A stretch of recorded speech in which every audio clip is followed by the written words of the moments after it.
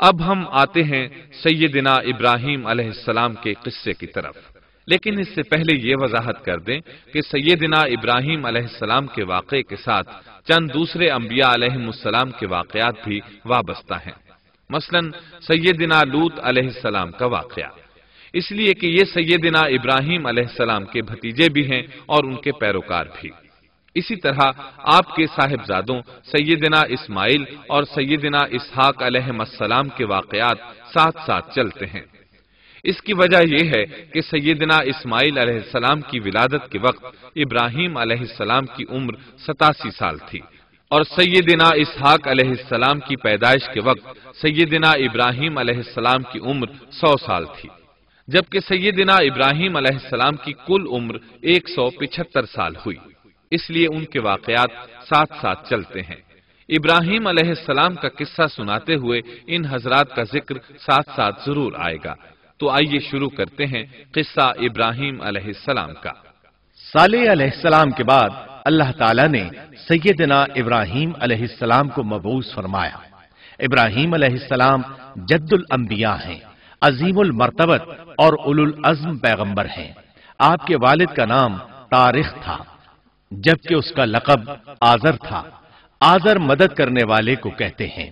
یہ شخص اپنے قبیلے کے افراد کی مدد کیا کرتا تھا، غمخواری کرتا تھا، اس لیے اس کا لقب آزر مشہور ہو گیا تھا۔ قرآن مجید میں ابراہیم علیہ السلام کا قصہ 73 مقامات پر ذکر ہوا ہے۔ یہ 73 مقامات 25 سورتوں میں ہیں، اور یہ بات ابراہیم علیہ السلام کے بلند مرتبت ہونے پر دلالت کرتی ہے۔ ابراہیم علیہ السلام بھی سام بن نوح علیہ السلام کی نسل سے ہیں۔ آپ کی پیدائش عراق کے مشہور شہر بابل میں ہوئی۔ یہ عراق کے شمال میں واقع تھا اور آج بھی موجود ہے۔ بہت بڑا شہر ہے، اس وقت بھی بڑی آبادی پر مشتمل تھا۔ یہاں بت پرستی عام ہو چکی تھی۔ اللہ تعالی سورۃ العنکبوت آیت 25 میں فرماتے ہیں، وَقَالَ إِنَّمَا اتَّخَذْتُم مِّن دُونِ اللَّهِ أَوْثَانًا مَّوَدَّةَ بَيْنِكُمْ فِي الْحَيَاةِ الدُّنْيَا۔ ابراہیم نے کہا کہ تم نے جن بتوں کی پرستش اللہ کے سوا کی ہے، انہیں تم نے اپنی آپس کی دنیاوی دوستی کے بنا پر معبود ٹھہرا لیا ہے۔ مطلب یہ کہ وہ لوگ اللہ کی عبادت بتوں کو اللہ کا شریک ٹھہرا کر کرتے تھے۔ ابراہیم علیہ السلام نے اپنے باپ سے اور اپنی قوم سے کہا کہ یہ مورتیاں جن کے تم مجاور بنے بیٹھے ہو کیا ہیں؟ انہوں نے جواب دیا، ہم نے اپنے باپ دادوں کو انہی کی عبادت کرتے پایا ہے۔ اللہ تعالیٰ ان کے بارے میں فرماتے ہیں، اے نبی، انہیں ابراہیم علیہ السلام کا قصہ سنا دو، جبکہ انہوں نے اپنے باپ اور اپنی قوم سے فرمایا، تم کس کی عبادت کرتے ہو؟ کہنے لگے، بتوں کی، ہم تو برابر ان کے مجاور بنے بیٹھے ہیں۔ ابراہیم علیہ السلام نے فرمایا، جب تم انہیں پکارتے ہو تو کیا وہ سنتے بھی ہیں یا تمہیں نفع اور نقصان پہنچا سکتے ہیں؟ انہوں نے کہا، یہ ہم کچھ نہیں جانتے، ہم نے تو اپنے باپ دادوں کو اسی طرح کرتے پایا ہے۔ مطلب یہ کہ یہ بت پرستی انہیں ورثے میں ملی تھی۔ وہ جن معبودوں کی عبادت کرتے تھے، نہ وہ ان کی پکار کو سنتے تھے، نہ ہی ان کے نفع و نقصان پر قادر تھے۔ اسی لیے ابراہیم علیہ السلام انہیں جھنجھوڑ رہے تھے، لیکن اندھی تقلید اور بشری عقل کے بیکار ہو جانے نے انہیں یہ سب سوچنے سے عاری کر دیا تھا۔ اللہ تعالیٰ نے ابراہیم علیہ السلام کی خصوصی رہنمائی فرمائی تھی، جیسا کہ سورۃ الانبیاء آیت 51 میں ہے، وَلَقَدْ آتَيْنَا إِبْرَاهِيمَ رُشْدَهُ مِن قَبْلُ وَكُنَّا بِهِ عَالِمِينَ۔ اور ہم نے ابراہیم کو پہلے سے ہدایت عطا فرما دی تھی اور ہم اسے جانتے تھے۔ ابراہیم علیہ السلام نے کبھی ایک لمحے کے لیے بھی بتوں کی پوجا نہیں کی تھی۔ آپ نے اپنی قوم کو بتوں کی پوجا کرتے دیکھا تو انہیں ملامت کی، ایک اللہ کی طرف دعوت دی، اور اس دعوت کی ابتدا انہوں نے اپنے باپ سے کی۔ اللہ تعالیٰ سورہ مریم میں فرماتے ہیں، اے نبی کتاب میں ابراہیم کا ذکر کر، بے شک وہ سچا نبی تھا جب اس نے اپنے باپ سے کہا اے میرے باپ بے شک مجھے وہ علم عطا ہوا ہے جو تمہیں حاصل نہیں، اس لیے میری اطاعت کریں، میں آپ کو سیدھا راستہ دکھاؤں گا۔ اے میرے باپ شیطان کی عبادت نہ کریں، بے شک شیطان اللہ کا نافرمان ہے۔ ان بتوں کی عبادت گویا شیطان کی عبادت ہے، اس لیے آپ نے ان معبودوں کو شیطان سے تعبیر کیا، فرمایا اے میرے باپ بے شک مجھے خوف ہے کہ تم پر اللہ کا عذاب آئے، پھر تم شیطان کے ساتھی ہو جاؤ۔ باپ نے ان کی بات سن کر کہا اے ابراہیم کیا تو میرے معبودوں سے پھرا ہوا ہے؟ البتہ اگر تو باز نہ آیا تو میں تجھے سنسار کر دوں گا، اور تو مجھ سے ایک مدت تک دور ہو جا، یعنی مجھ سے اتنا دور ہو جا کہ کبھی مجھے نظر نہ آئے۔ ابراہیم علیہ السلام نے اپنے باپ پر نرمی اور مہربانی کرتے ہوئے ان سے کہا آپ پر سلامتی ہو، میں اپنے رب سے آپ کے لیے بخشش طلب کرتا رہوں گا۔ لیکن جب بعد میں ان پر واضح ہو گیا کہ وہ تو اللہ کا دشمن ہے تو ابراہیم علیہ السلام اس سے بے تعلق ہو گئے۔ سورہ توبہ آیت 114 میں اللہ فرماتے ہیں وَمَا كَانَ اسْتِغْفَارُ إِبْرَاهِيمَ لِأَبِيهِ إِلَّا عَن مَّوْعِدَةٍ وَعَدَهَا إِيَّاهُ فَلَمَّا تَبَيَّنَ لَهُ أَنَّهُ عَدُوٌّ لِّلَّهِ تَبَرَّأَ مِنْهُ إِنَّ إِبْرَاهِيمَ لَأَوَّاهٌ حَلِيمٌ۔ اور ابراہیم کا اپنے والد کے لیے بخشش طلب کرنا ایک وعدے کی وجہ سے تھا جو وہ اس سے کر چکے تھے، لیکن جب انہیں معلوم ہو گیا کہ وہ اللہ کا دشمن ہے تو اس سے بیزار ہو گئے۔ بے شک ابراہیم بڑے نرم اور تحمل والے تھے۔ کسی ایماندار کے لیے جائز نہیں کہ وہ کسی کافر کے لیے دعائے مغفرت کرے، بلکہ مومن پر حرام ہے کہ وہ کسی کافر یا عیسائی وغیرہ کے لیے مغفرت طلب کرے یا اس سے یہ کہے کہ اللہ تجھ پر رحم کرے۔ ابراہیم علیہ السلام کے والد نے انہیں دھمکی دی تھی کہ اگر تم اس دعوت سے باز نہ آئے تو میں تمہیں سنسار کر دوں گا۔ اس کے جواب میں ابراہیم علیہ السلام اپنے والد کے ساتھ انتہائی شفقت سے پیش آئے اور اس سے کہنے لگے میں آپ کے لیے اپنے رب سے استغفار کرتا رہوں گا، اس لیے کہ آپ اپنے والد پر بے حد مہربان تھے۔ اسی لیے اللہ تعالیٰ بھی ابراہیم علیہ السلام پر بے حد مہربان تھے اور آپ کا لقب خلیل الرحمن رکھ دیا گیا۔ خلت محبت کا وہ انتہائی درجہ ہے جس کے ساتھ دل محبت سے بھر جاتا ہے، یعنی وہ بہت سے لوگوں سے بڑھ کر اللہ تعالیٰ کو محبوب تھے۔ والد کے سخت جواب کے بعد ابراہیم علیہ السلام نے ان سے علیحدگی اختیار کر لی اور انہیں مخاطب کر کے فرمایا میں تمہیں چھوڑتا ہوں اور جنہیں تم اللہ کے سوا پکارتے ہو ان کو بھی چھوڑتا ہوں، میں اپنے رب کو پکاروں گا، مجھے امید ہے میں اپنے رب کو پکار کر محروم نہیں رہوں گا۔ آپ اللہ کے پیارے اور پسندیدہ نبی تھے۔ جب آپ نے اپنی قوم کو توحید کی دعوت دی اس وقت آپ نوجوان تھے، آپ کی عمر 16 سال تھی۔ ساتھ میں آپ اس بات پر غور و فکر بھی کرتے کہ آخر یہ لوگ بتوں کی پوجا کیوں کرتے ہیں۔ آپ کا دل ان کے شرک پر بہت کوڑتا۔ آخر آپ نے مصمم ارادہ کر لیا کہ اس شر اور فساد کی جڑ کو کاٹ کر رہیں گے، یعنی ان بتوں کو توڑ کر رہیں گے۔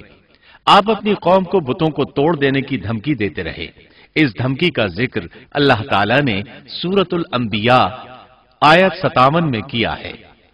وَتَاللَّهِ لَأَكِيدَنَّ أَصْنَامَكُمْ بَعْدَ أَن تُوَلُّوا مُدْبِرِينَ۔ اور اللہ کی قسم میں تمہارے بتوں کا علاج کروں گا جب تم پیٹھ پھیر کر جا چکے ہوگے۔ یہ بات ابراہیم علیہ السلام نے پوشیدہ نہیں اعلانیہ کہی تھی۔ آخر انتظار کا وقت ختم ہوا، عید کا دن آ پہنچا۔ عید کے دن وہ لوگ صبح سویرے گھر سے نکلنے سے پہلے کھانا پکا کر اپنے معبودوں کے سامنے رکھتے تھے، پھر شہر سے باہر ایک میدان میں جمع ہوتے۔ वहां खेलते कूदते खुशियां मनाते, नाज से चलते फिरते और खाना खाते। शाम को घरों की तरफ आते, सुबह बुतों के पास जो खाना रख गए थे उसको उठाते और तबर्रुक समझकर खा जाते।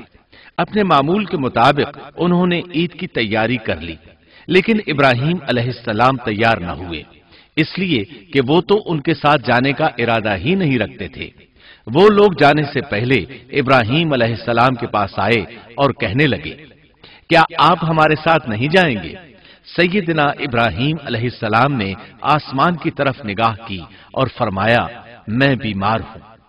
ये तमाम वाकया सूरतुल अंबिया आयात 51-58 में बयान हुआ है। यकीनन हमने इब्राहीम को पहले से हिदायत फरमा दी थी और हम उसे जानते थे, जबकि उसने अपने बाप से और अपनी कौम से कहा कि ये मूर्तियां जिनके तुम मुजावर बने बैठे हो क्या हैं? सब ने कहा, हमने अपने बाप दादों को इन्हीं की इबादत करते पाया है। आपने फरमाया, फिर तो तुम और तुम्हारे बाप दादा सभी यकीनन खुली गुमराही में मुब्तला रहे। कहने लगे, क्या आप सचमुच हमारे पास हक लाए हैं या यूं ही मजाक कर रहे हैं? आपने फरमाया, नहीं नहीं, दर हकीकत तुम सबका परवरदिगार तो वो है जो आसमान और जमीन का मालिक है, जिसने इन्हें पैदा किया है। मैं तो ऐसी बात का गवाह और कायल हूं, और अल्लाह की कसम, मैं तुम्हारे इन माबूदों का इलाज तुम्हारी गैर मौजूदगी में करूंगा। बस उसने उन सब के टुकड़े कर दिए, अलबत्ता सिर्फ बड़े बुत को छोड़ दिया। ये इसलिए किया कि वो सब उसकी तरफ लौटे। इब्राहीम अलैहिस्सलाम ने लोगों के साथ ईदगाह जाने से इनकार किया और उज्र पेश किया कि वो बीमार हैं। वो लोग आपको छोड़कर चले गए। बाद में इब्राहीम अलैहिस्सलाम उन बुतों के पास गए, देखा कि उनके सामने खाना पड़ा है। चूंकि सब लोग खाना लाए थे, इसलिए ये खाना बहुत ज्यादा था, लेकिन उन झूठे माबूदों ने उसे खाना तो दरकिनार उसको छुआ तक न था। इब्राहीम अलैहिस्सलाम ने उन्हें मुखातिब करके कहा, ये इतना खाना तुम्हारे सामने पड़ा है, तुम इसको खाते क्यों नहीं? तुम्हें क्या हो गया कि बात तक नहीं करते? फिर पूरी कुव्वत से दाएं हाथ से कुल्हाड़ा मारकर उनके टुकड़े टुकड़े कर दिए, लेकिन बड़े बुत को छोड़ दिया ताकि सब उसी की तरफ रुजू करें। तमाम छोटे बुतों को तोड़कर कुल्हाड़ा उस बड़े बुत के कंधे पर रख दिया। मुशरिकीन मेले से लौटे तो देखा उनके सारे माबूद औंधे मुंह टूटे फूटे पड़े हैं। उनके तमाम माबूदों को तोड़ दिया गया था। वो हैरान रह गए कि ये कैसे हो गया, किसने किया? कहने लगे, ये काम किस जालिम का है? उसने हमारे माबूदों की तौहीन की है। उस वक्त जिन लोगों ने इब्राहीम अलैहिस्सलाम का वो कलाम सुना था, उन्हें उनका ख्याल आ गया। कहने लगे, वो नौजवान जिसका नाम इब्राहीम है, उसे हमने अपने बुतों की मुजम्मत करते सुना है। अल्लाह की कुदरत कि इब्राहीम अलैहिस्सलाम का जो मकसद था वो खुद ब खुद पूरा हो रहा था। कौम के लोग मशवरा कर रहे थे कि सबको जमा करो और उसे बुलाओ, फिर उसे सजा दो। चुनाचे तमाम अहले बातिल छोटे बड़े जमा हो गए। कार्रवाई शुरू हो गई। कहने लगे, ए इब्राहीम, हमारे माबूदों के साथ ये लग़्व हरकत तूने की है। इब्राहीम अलैहिस्सलाम ने जवाब दिया, ये काम तो इस बड़े बुत का है, मुझसे क्यों पूछते हो? तुम अपने माबूदों से क्यों नहीं पूछ लेते कि उनके टुकड़े किसने उड़ाए हैं? इब्राहीम अलैहिस्सलाम का जवाब सुनकर वो सब सोच में पड़ गए। फिर कहने लगे, हमने बड़ी गलती की, अपने माबूदों के पास किसी को हिफाजत के लिए नहीं छोड़ा। इस कदर वाज़ेह बात महसूस करके भी वो जालिम ईमान न लाए, बल्कि शैतान ने उनके दिलों में वसवसा डाला और उन्होंने गौर व फिक्र करके कहा, ए इब्राहीम, क्या तुम्हें इल्म नहीं, ये तो बेजुबान हैं, ये बोल नहीं सकते। अब इब्राहीम अलैहिस्सलाम ने फरमाया, तब फिर तुम अल्लाह के सिवा उस चीज की इबादत करते हो जो तुम्हें कुछ भी नफा न दे सके और न नुकसान पहुंचा सके। ताज्जुब है तुम पर और उन पर भी जिन्हें तुम अल्लाह के सिवा पुकारते हो। क्या तुम में बिल्कुल अक्ल नहीं? इस तरह इब्राहीम अलैहिस्सलाम ने उन पर हकीकत खूब अच्छी तरह वाज़े कर दी। उनसे फरमाया, तुम उनकी पूजा करते हो जिनको तुम खुद तराशते हो, यानी उनका हाल तो ये है कि तुमने उनको खुद अपने हाथों से तराशा और उनकी इबादत करने लगे, जबकि तुम्हें और तुम्हारी बनाई हुई चीजों को अल्लाह ही ने पैदा किया है। इब्राहीम अलैहिस्सलाम ने एक कुल्हाड़े की मदद से उन सब बुतों को तहस नहस कर दिया था। ये इस बात की वाज़ेह तरीन निशानी थी कि ये बिल्कुल बेबस हैं, लेकिन इस वाज़ेह निशानी के बावजूद वो अपने कुफ्र ही पर डटे रहे और लगे इब्राहीम अलैहिस्सलाम को धमकियां देने। قالوا ابنوا له بنيانا فألقوه في الجحيم कहने लगे इसके लिए एक आतिशकदा बनाओ और इसे इस दहकती आग में डाल दो। फिर उन लोगों ने एक चटियल मैदान का इंतखाब किया जहां मिट्टी नाम की कोई चीज नहीं थी। उस मैदान को पत्थरों की बाढ़ के साथ घेर दिया गया। फिर सब लोगों को हुक्म दिया गया कि वो लकड़ियां जमा करके उस घेरी हुई जगह में रखें। चुनाचे सब लोग लकड़ियां जमा करके वहां लाने लगे। यहां तक कि औरतों और बच्चों ने भी इस काम में बढ़ चढ़कर हिस्सा लिया। मैदान में इतनी लकड़ियां जमा हो गईं कि जमीन नजर नहीं आती थी। ये लकड़ियां जमीन पर एक ऊंची दीवार महसूस होती थीं। फिर इन लकड़ियों को आग लगाई गई। जब आग के शोले आसमान से बातें करने लगे तो उन्होंने इब्राहीम अलैहिस्सलाम को आग में डालने के लिए एक झूला तैयार किया। इसमें सैयदना इब्राहीम अलैहिस्सलाम को रखा गया। उस वक्त आपने ये दुआ पढ़ी, हस्बुनल्लाहु व निअमल वकील। हमें अल्लाह काफी है और वही बेहतरीन कारसाज है। ये कलेमा हर मोहताज और मुसीबत ज़दा को पढ़ना चाहिए। बुखारी में है, रसूलुल्लाह सल्लल्लाहु अलैहि वसल्लम ने फरमाया, हस्बुनल्लाहु व निअमल वकील इब्राहीम अलैहिस्सलाम ने उस वक्त फरमाया था जब उन्हें आग में फेंका जाने लगा था। मतलब ये कि हम अल्लाह ही पर भरोसा करते हैं, उसके सिवा हमारा किसी पर भरोसा नहीं। बाज रिवायात में यह भी है कि जब इब्राहीम अलैहिस्सलाम को आग में डाला जाने लगा तो जिब्रील अलैहिस्सलाम आए और कहा, ए इब्राहीम, कोई हाजत है तो मैं हाजिर हूं। इब्राहीम अलैहिस्सलाम ने फरमाया, अगर तुम अपनी मर्जी से आए हो तो मुझे तुम्हारी कोई जरूरत नहीं। एक दूसरी रिवायत में है कि बारिश के फरिश्ते ने हाजिर होकर कहा था, ए इब्राहीम, मुझे हुक्म दीजिए, मैं बारिश बरसाकर इस आग को बुझा दूं। लेकिन ऐसी तमाम रिवायात ज़ईफ हैं। यूं भी अल्लाह का हुक्म उनसे पहले काम करने वाला था। अल्लाह ताला सूरह अंबिया आयत 69 और 70 में फरमाते हैं, क़ुलना या नारु कूनी बर्दन व सलामन अला इब्राहीम وأرادوا به كيدا فجعلناهم الأخسرين। हमने कहा, ए आग, इब्राहीम पर ठंडी हो जा और सलामती वाली हो जा। गो उन्होंने इब्राहीम का बुरा चाहा, लेकिन हमने उन्हें ही नुकसान पाने वाला कर दिया। चुनाचे जब इब्राहीम अलैहिस्सलाम को आग में डाला गया तो वो ठंडी हो गई। इब्ने अब्बास रजी अल्लाह अन्हुमा फरमाते हैं, अगर अल्लाह ताला आग से ये ना फरमाते कि सलामती वाली ठंडी हो जा तो वो इस कदर सर्द हो जाती कि उसकी ठंडक से तकलीफ महसूस होती। गोया आग भी अल्लाह के हुक्म के बगैर नहीं जला सकती। छुरी अल्लाह के हुक्म के बगैर नहीं काट सकती, इसलिए कि ये भी अल्लाह की मखलूक हैं और उनकी कुदरत भी अल्लाह के पास है। वो चाहे तो उनको कुदरत अता कर दे, चाहे तो कुदरत वापस ले ले। आग को ठंडा होने का हुक्म हुआ, वो ठंडी हो गई। उसने न इब्राहीम अलैहिस्सलाम के कपड़े जलाए, न जिस्म के किसी हिस्से को कोई नुकसान पहुंचाया। सिर्फ वो रस्सियां जलाईं जिनसे आपको बांधा गया था। सुभान अल्लाह। लोग आग के गिर्द इस इंतजार में खड़े थे कि जो ही उन्हें आग में फेंका जाएगा वो जलकर राख हो जाएंगे, लेकिन वो ये देखकर हैरान रह गए कि इब्राहीम अलैहिस्सलाम बड़े नाज से आग के दरमियान बैठे हैं। बाज रिवायात में है कि इब्राहीम अलैहिस्सलाम फरमाया करते थे, मुझे उन दिनों जो राहत और सुकून हासिल था वैसा आग से निकलने के बाद नहीं हुआ। लोग इस मौजज़े को देखकर हैरतज़दा थे। फिर इब्राहीम अलैहिस्सलाम आग से निकले। इतना बड़ा मौजज़ा देखने के बावजूद लूत अलैहिस्सलाम के सिवा कोई शख्स पूरे बाबिल शहर से उन पर ईमान न लाया। अल्लाह ताला फरमाते हैं, फ़आमन लहू लूत, बस इब्राहीम पर लूत ईमान लाए। मतलब ये कि पूरी बस्ती से लूत अलैहिस्सलाम थे जो आप पर ईमान लाए थे। बाकी तमाम लोग कुफ्र ही पर डटे रहे। इब्राहीम अलैहिस्सलाम उनका रवैया देखकर नाउमीद हो गए कि इससे बढ़कर ये कौन सा मौजज़ा देखना चाहते हैं। उनके बुतों को तोड़ दिया गया। अपनी आंखों से अल्लाह की निशानी उन लोगों ने देखी, फिर भी ये ईमान नहीं लाए। चुनाचे आपने वहां से हिजरत का इरादा फरमा लिया। उस वक्त बाबिल पर नमरूद नामी बादशाह की हुकूमत थी। कहा जाता है कि जमीन के बेशतर हिस्से पर इसी की हुक्मरानी थी।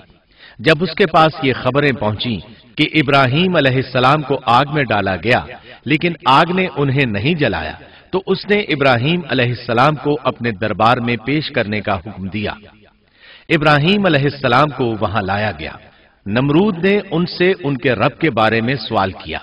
अल्लाह ताला सूरतुल बकरा आयत 258 में फरमाते हैं, अलम तरा इलल्लज़ी हज्ज इब्राहीम फी रब्बिही अन आताहुल्लाहुल मुल्क। क्या तूने उस शख्स को नहीं देखा जिसने इब्राहीम से उसके रब के मुतालिक झगड़ा किया, इसलिए कि अल्लाह ने उसे सल्तनत दी थी। एक रिवायत में है कि 4 बादशाहों ने जमीन के बेशतर हिस्से पर हुक्मरानी की है। उनमें से एक नमरूद है। नमरूद अपने वक्त का हाकिम व बादशाह था। इब्राहीम अलैहिस्सलाम से जब उसकी अल्लाह ताला के बारे में बातचीत हुई तो इब्राहीम अलैहिस्सलाम ने कहा, मेरा रब वो है जो जिंदा करता है और मारता है। जवाब में उसने कहा, मैं भी जिंदा करता हूं और मारता हूं। चुनांचे उसने हुक्म दिया कि जेल से 2 आदमियों को ले आओ। जेल से 2 ऐसे आदमियों को लाया गया जिनके लिए सजाए मौत का फैसला हो चुका था। उसने उनमें से एक के कत्ल का हुक्म दिया, दूसरे को मुआफ कर दिया। इससे उसने ये साबित करना चाहा कि वो भी जिंदा कर सकता है और मौत दे सकता है, और कहने लगा, देख लो, मेरे हुक्म से लोग मरते हैं और मेरे हुक्म से उन्हें जिंदगी मिलती है। इसकी बात सुनकर इब्राहीम अलैहिस्सलाम ने गौर किया कि अगर वो इससे मौत व हयात के बारीक फलसफे पर बहस करेंगे तो नमरूद का मकसद पूरा हो जाएगा और मेरा मकसद पूरा नहीं हो पाएगा। इसलिए बहस व मुबाहसे की बजाय कोई मजबूत दलील पेश कर दी जाए ताकि हक व बातिल के दरमियान फर्क वाज़ेह हो जाए। चुनाचे आपने फरमाया, बेशक अल्लाह सूरज को मशरिक से लाता है, तू उसको मगरिब से ले आ। काफिर बादशाह ये सुनकर मबहूत रह गया, उसका सर झुक गया। अल्लाह ताला फरमाते हैं, तब वो काफिर हैरान रह गया और अल्लाह नाइंसाफों को सीधी राह नहीं दिखाता। इन तमाम बातों के बाद नमरूद को ये मालूम करने की जरूरत नहीं रही कि इब्राहीम अलैहिस्सलाम आग से कैसे निजात पा गए, क्योंकि हकीकत उस पर आश्कार हो चुकी थी। वो जान गया था कि असल मामला क्या है। चुनाचे उसने इब्राहीम अलैहिस्सलाम से कहा, आप इस मुल्क से निकल जाइए, हम आपको यहां नहीं रहने देंगे। इब्राहीम अलैहिस्सलाम ने इराक को खैरबाद कहा और शाम की तरफ हिजरत कर गए। यहां आकर वो हर्रान नामी बस्ती में मुकीम हुए। इसी जगह आपने अपने चचा हारान की बेटी सैयदा सारा अलैहिस्सलाम से शादी की। अल्लाह ताला इस हिजरत के बारे में फरमाते हैं, وَنَجَّيْنَاهُ وَلُوطًا إِلَى الْأَرْضِ الَّتِي بَارَكْنَا فِيهَا لِلْعَالَمِينَ। और हम उसे यानी इब्राहीम और लूत को बचाकर उस जमीन की तरफ ले आए जिसमें हमने जहान के लिए बरकत रखी थी। जब आप हर्रान के मकाम पर पहुंचे तो वहीं ठहर गए, वहीं रहने लगे। यहां आकर आपका शुमार बनु हर्रान में होने लगा। आप लोगों को इसी शहर में रहने की दावत देते।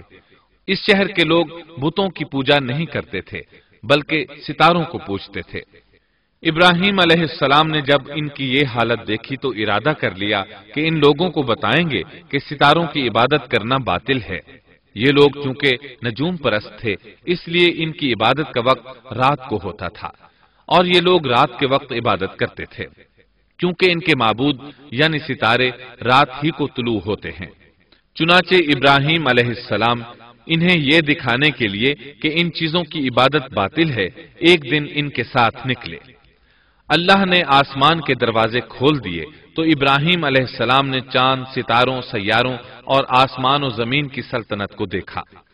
अल्लाह ताला ने इब्राहीम अलैहिस्सलाम से तमाम पर्दे खत्म कर दिए जो आम तौर पर लोगों की आंखों पर होते हैं, اور انہوں نے وہ کچھ دیکھا جسے آج کی رصد گاہیں بھی نہیں دیکھ سکتی۔ اللہ تعالی سورۃ الانعام آیت 75 میں فرماتے ہیں، وَكَذَلِكَ نُرِي إِبْرَاهِيمَ مَلَكُوتَ السَّمَاوَاتِ وَالْأَرْضِ وَلِيَكُونَ مِنَ الْمُوقِنِينَ۔ اور اسی طرح ہم نے ابراہیم کو آسمان اور زمین کی سلطنت کا مشاہدہ کرا دیا تاکہ وہ یقین کرنے والوں میں سے ہو جائے۔ بعض مفسرین نے لکھا ہے کہ یہ سب کچھ اللہ تعالیٰ نے ابراہیم علیہ السلام کو اس لیے دکھایا تھا کہ وہ ستاروں کی پرستش کرتے تھے، پھر اللہ تعالیٰ نے اپنی عبادت کی طرف ان کی رہنمائی فرمائی۔ جن مفسرین نے یہ بات لکھی وہ غلطی پر ہیں، کیونکہ ایک جلیل القدر رسول کے متعلق ایسا گمان کرنا کبیرہ گناہ ہے۔ آسمان اور زمین کی سلطنت اور دیگر معجزات دکھانے کے بعد اللہ تعالیٰ فرماتے ہیں، آسمان اور زمین کی پیدائش یقیناً انسان کی پیدائش سے بہت بڑا کام ہے۔ اللہ تعالیٰ ایک دوسرے مقام پر فرماتے ہیں، آسمان اور زمین میں بہت سی نشانیاں ہیں جن سے یہ منہ موڑ کر گزر جاتے ہیں۔ ابراہیم علیہ السلام حران شہر کے ستارہ پرستوں کو لے کر ایک رات نکلے۔ اچانک ایک ستارہ طلوع ہوا، اس کی چمک دمک بہت تھی، شکل صورت کے لحاظ سے بھی بہت خوبصورت تھا۔ اس وقت ابراہیم علیہ السلام نے بطور مذاق کہا، یہ میرا رب ہے۔ لیکن جب وہ ستارہ کچھ دیر بعد چھپ گیا تو کہنے لگے، یہ تو غروب ہو گیا، یہ رب کیسے ہو سکتا ہے؟ جو چھپ جائے وہ رب نہیں ہو سکتا، پس میں تو غروب ہونے والوں کو پسند نہیں کرتا۔ اگلے روز وہ پھر ان لوگوں کو ساتھ لے کر نکلے تو چاند کو دیکھا۔ یہ شکل صورت میں ستاروں سے کہیں زیادہ خوبصورت تھا، روشن تھا، لیکن یہ بھی غروب ہو گیا تو ابراہیم کہنے لگے، اگر مجھے میرے رب نے ہدایت نہ کی تو میں گمراہ لوگوں میں شامل ہو جاؤں گا۔ اے اللہ، تو کہاں ہے؟ اپنی طرف میری رہنمائی کر۔ ان باتوں سے ابراہیم علیہ السلام ان لوگوں کو غور و فکر کی دعوت دے رہے تھے تاکہ وہ غور کریں، آخر رب چھپ کیسے سکتا ہے؟ اگر چاند رب ہے اور دن کے وقت کسی کو اپنے معبود کی حاجت ہوگی تو وہ کیا کرے گا؟ لہذا چاند کسی صورت رب نہیں ہو سکتا۔ پھر جب دن چڑھا اور سورج طلوع ہوا تو کہنے لگے، یہ میرا رب ہے، یہ تو سب سے بڑا ہے۔ پھر لوگوں کو مخاطب کر کے کہنے لگے، تم رات کو چھوٹے چھوٹے ستاروں کی پوجا کرتے ہو، کیوں نہ تم اتنے بڑے ایک ہی رب کی پوجا کر لو۔ لیکن جب وہ بھی غروب ہو گیا تو کہنے لگے، یقیناً میں تمہارے شرک سے بیزار ہوں، یہ معبود کیسے ہو سکتے ہیں؟ ان میں تو تبدیلی آتی رہتی ہے، کبھی طلوع ہوتے ہیں کبھی غروب ہوتے ہیں۔ یہ اس بات کی دلیل ہے کہ یہ مخلوق ہیں اور ان کا خالق کوئی اور ہے جس کے حکم کے یہ تابع ہیں۔ جب یہ خود مخلوق ہیں اور کسی اور کے تابع ہیں تو کسی کو نفع نقصان پہنچانے پر کس طرح قادر ہو سکتے ہیں؟ پھر اپنی قوم کو مخاطب کر کے کہنے لگے، میں اپنا رخ اس کی طرف کرتا ہوں جس نے آسمانوں کو یکسو ہو کر پیدا کیا، اور میں شرک کرنے والوں میں سے نہیں ہوں۔ اب بھی وہ اپنی بات پر اڑے رہے۔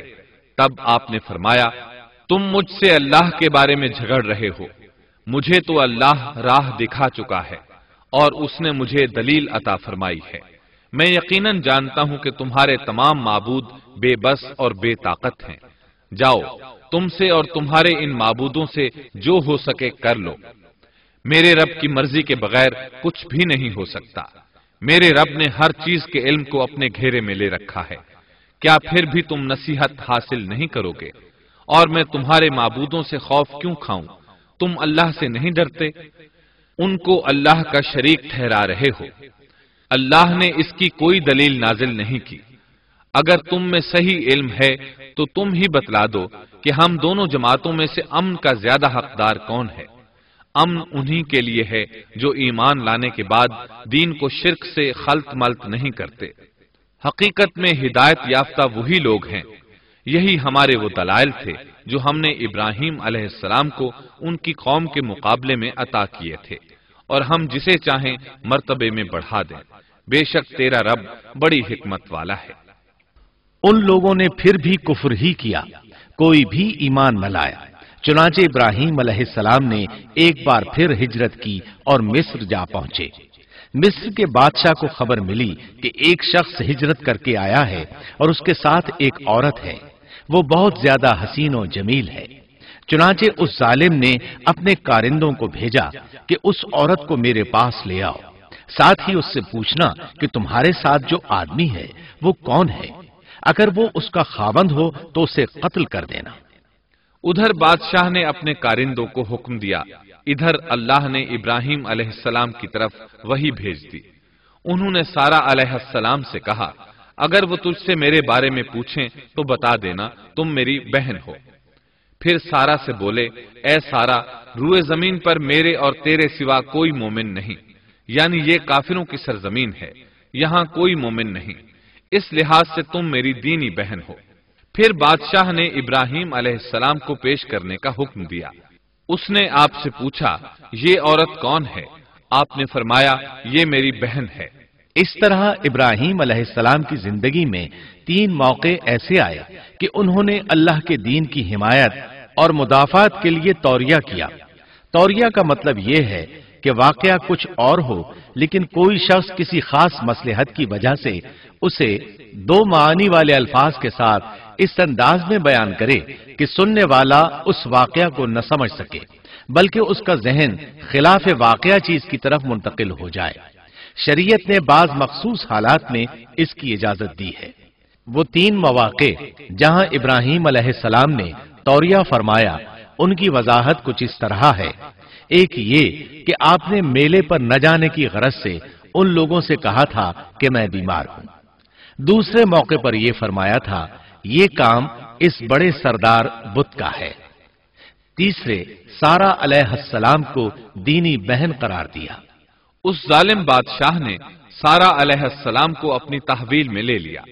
जब सारा अलैहिस्सलाम को मालूम हुआ कि वो एक बदकार शख्स है, तो उन्होंने अल्लाह ताला से दुआ की, ए अल्लाह, तुझे मालूम है मैं तुझ पर और तेरे नबी पर ईमान लाई हूं और अपने जिस्म को अपने खावंद के सिवा हर एक से महफूज रखा है, लिहाजा आप इस काफिर को मुझ पर मुसल्लत न कीजिएगा।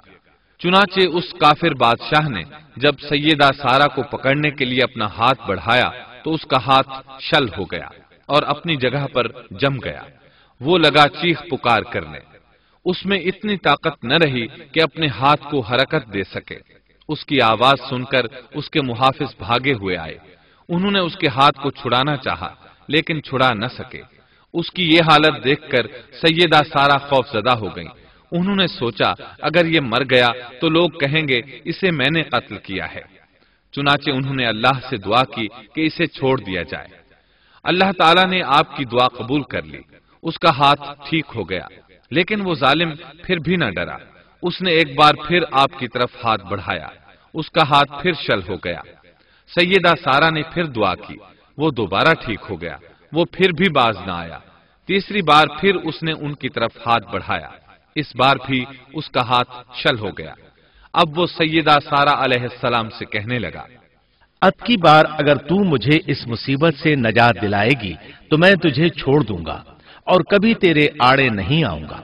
चुनांचे सैयदा सारा अलैहिस्सलाम ने अल्लाह ताला से दुआ की, वो ठीक हो गया। तब उसने अपने कारिंदों को आवाज दी और उनसे बोला, तुम मेरे पास किसी इंसान को नहीं बल्कि सरकश जिन को लाए हो। फिर उसने उन्हें रिहा कर दिया, इज्जत व इकराम से रुखसत किया और उनकी खिदमत के लिए अपनी बेटी हाजरा को साथ कर दिया। सारा अलैहिस्सलाम वापस लौटी तो देखा कि इब्राहिम अलैहिस्सलाम नमाज पढ़ रहे हैं। नमाज के बाद उन्होंने पूछा, सारा, उसने तुम्हारे साथ क्या सलूक किया? सैयदा सारा अलैहिस्सलाम ने सारा वाकया सुना दिया। सुनकर आपने फरमाया, अल्हम्दुलिल्लाह। फिर बोले, अब हम यहां नहीं रहेंगे बल्कि वापस जाएंगे। चुनाचे आप एक बार फिर फिलिस्तीन में आ गए, वहीं अपनी जिंदगी बसर करने लगे। अब हम आगे बढ़ते हैं। जब आप फिलिस्तीन में मुस्तकिल तौर पर रिहाइश पजीर हुए तो लूत अलैहिस्सलाम भी आपके साथ थे। लूत अलैहिस्सलाम आपके भतीजे थे। उनके वालिद का नाम हारान था। ये बचपन ही से सैयदना इब्राहिम अलैहिस्सलाम के ज़ेरे साया रहे। उन्हीं के यहां परवरिश पाई, इसलिए दीन हक फौरन कबूल कर लिया। जब सैयदना इब्राहिम अलैहिस्सलाम ने इराक से शाम की तरफ हिजरत की تو یہ آپ کے ساتھ تھے، وہاں سے حران گئے تب بھی ساتھ تھے، پھر مصر کی طرف ہجرت کی تو بھی لوط علیہ السلام ان کے ساتھ تھے۔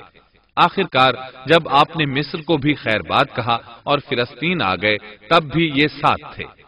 اب ابراہیم علیہ السلام نے لوط علیہ السلام کو حکم دیا کہ وہ بستی سدوم کی طرف چلے جائیں، اس لیے کہ اس بستی کے لوگ کفر کی انتہائی گہرائی میں جا چکے ہیں، انہیں کفر و شرک سے نکالنے کے لیے وہاں جائیں، انہیں اللہ کے احکام سنائیں، اللہ کی طرف دعوت دیں۔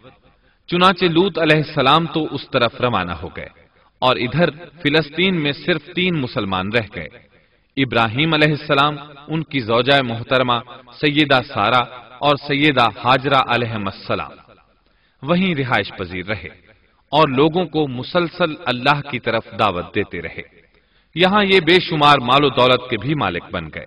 جب ان کی عمر 85 یا 86 سال ہوئی تو سارہ علیہ السلام نے سوچا، میں بانجھ ہوں، میرے خاوند بوڑھے ہیں، لیکن اولاد کی تمنا ہے، تو کیوں نہ میں اپنی لونڈی ہاجرہ ہدیے اور تحفے کے طور پر ابراہیم علیہ السلام کو دے دوں۔ چنانچہ ہاجرہ ابراہیم علیہ السلام کو مل گئیں، انہوں نے ان سے شادی کر لی۔ اللہ رب العزت نے جلد ہی ان کے بطن سے آپ کو اسماعیل علیہ السلام عطا فرمائے۔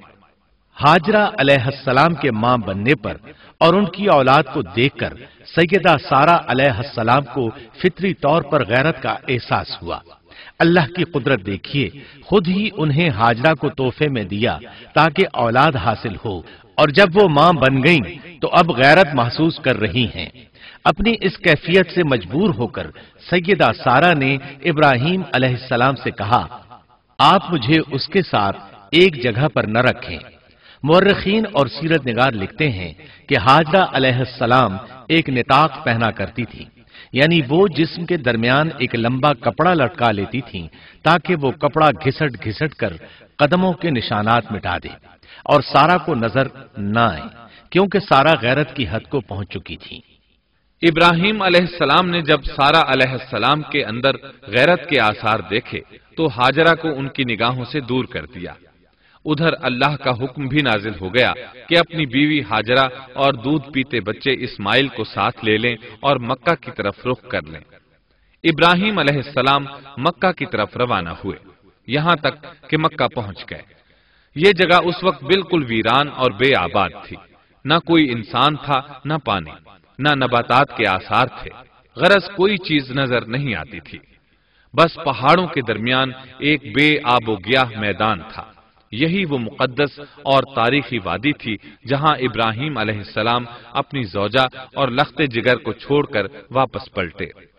سیدہ ہاجرہ علیہ السلام کو بہت حیرت ہوئی، انہیں یہ امید نہیں تھی کہ ان کے خاوند انہیں ایک بے آباد جگہ تنہا چھوڑ کر چل دیں گے، اس پر بچے کی ذمہ داری الگ تھی۔ چنانچہ انہوں نے ابراہیم علیہ السلام کو آواز دی، لیکن انہوں نے مڑ کر بھی نہ دیکھا۔ اب وہ ان کے پیچھے آئیں اور قریب پہنچ کر بولی، اے ابراہیم، ہمیں کہاں چھوڑے جا رہے ہو؟ یہاں نہ پانی، نہ خوراک، نہ کوئی انسان۔ ابراہیم علیہ السلام نے پھر بھی کوئی جواب نہ دیا، کوئی پریشانی بھی ظاہر نہ کی اور چلتے رہے۔ سیدہ ہاجرہ بھی آپ کے پیچھے چلتی رہیں اور پوچھتی رہیں کہ ہمیں کس کے حوالے کر کے جا رہے ہیں؟ یہاں تو کوئی بھی جاندار نہیں، مکمل طور پر بے آباد علاقہ ہے، لیکن انہوں نے اب بھی کوئی توجہ نہ دی۔ آخر سیدہ ہاجرہ نے کہا، کیا آپ کو اللہ نے اس کام کا حکم دیا ہے؟ اب آپ نے جواب میں فرمایا، ہاں۔ تب سیدہ ہاجرہ بولی، اگر یہ بات ہے تو اللہ تعالی ہرگز ہمیں ضائع نہیں ہونے دے گا۔